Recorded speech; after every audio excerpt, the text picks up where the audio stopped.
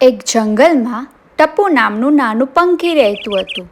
ટપુને ઉડવાનો ખૂબ શોખ હતો, પણ એ ડરતો કે જો હું ઊંચે ઉડીશ તો પડી જઈશ. એના બધા મિત્રો ઊંચી ઊંચી ઉડાન ભરે અને મોજ માણે, પણ ટપુ દરરોજ કહે, હું નાનો છું, હું ઉડી શકતો નથી. એના મમ્મી પપ્પા રોજ એને કહે, તારામાં પણ એટલી જ શક્તિ છે, તું પ્રયત્ન તો કર.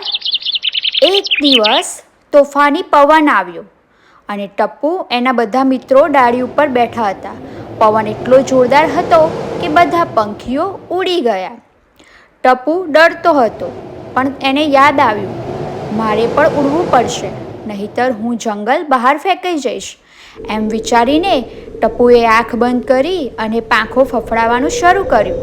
ધીરે ધીરે તે હવામાં ઉડવા લાગ્યો અને અચાનક તે ઊંચે ઉડી ગયો.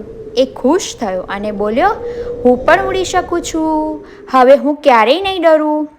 મિત્રો, આ વાર્તામાંથી એ શીખવા મળે છે, હિંમત રાખો અને પ્રયત્ન કરો.